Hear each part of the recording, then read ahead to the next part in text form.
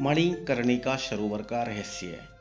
अमावस की रात काशी नगरी में गंगा किनारे एक छोटा सा सरोवर था, मणिकर्णिका सरोवर। लोग समझते थे कि यह केवल एक प्राचीन घाट है, लेकिन वहाँ के वृद्ध साधु कहा करते थे, यह कोई साधारण जल नहीं, यह शिव पार्वती के रहस्य का द्वार है। किंवदंती थी कि हर 100 वर्षों में एक अमावस्या की रात, जब आकाश में तारे भी छिप जाते हैं, तब इस सरोवर का पानी गोल्डन ब्लू चमकता है और उसमें उतरने वाला व्यक्ति तीनों लोकों की एक झलक पा सकता है। लेकिन कोई आज तक लौटा नहीं।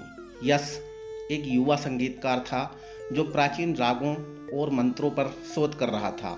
उसका सपना था ऐसा स्वर रचना जो देवताओं को भी सुनाई दे। काशी के घाटों पर भटकते हुए वह मणिकर्णिका सरोवर पर पहुंचा। वहां एक बूढ़े अघोरी ने उसे टेरते हुए कहा, जो स्वर तू ढूंढ रहा है वो मृत और अमर के बीच कहीं बंधा है, उस जल में उतरना होगा।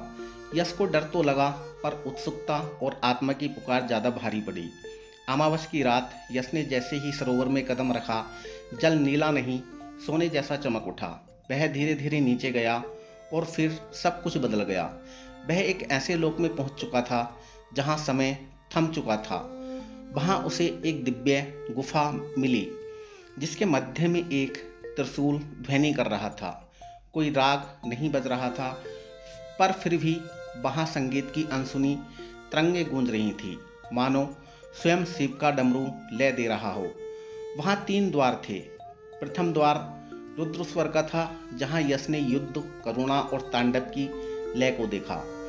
द्वितीय द्वार पार्वती स्वर का था, जहां उसे सौंदर्य, प्रेम और शांति का संगीत मिला। तृतीय द्वार रहस्य स्वर का था, जहां कोई स्वर नहीं था, बस मौन था। लेकिन वह मौन इतना गूढ़ था कि उसे सुनते ही यश की आंखों से आंसू बह निकले। उसे समझ आ गया, परम संगीत मौन में है और यही वह राग है जो देवताओं को भी स्पर्श करता है। यश जब लौटा, उसकी आंखें बदल चुकी थीं। उसके सुरों में अब कोई सांसारिक राग नहीं था, बल्कि कुछ ऐसा था जिसे सुनकर लोग समाधि में चले जाते थे। उसने जो राग रचा उसे शिव स्वर कहा गया और वो राग सिर्फ एक बार, केवल एक रात्रि और केवल एक व्यक्ति को सुनाई देता है, जब उसकी आत्मा सत्य की ओर झुकती है।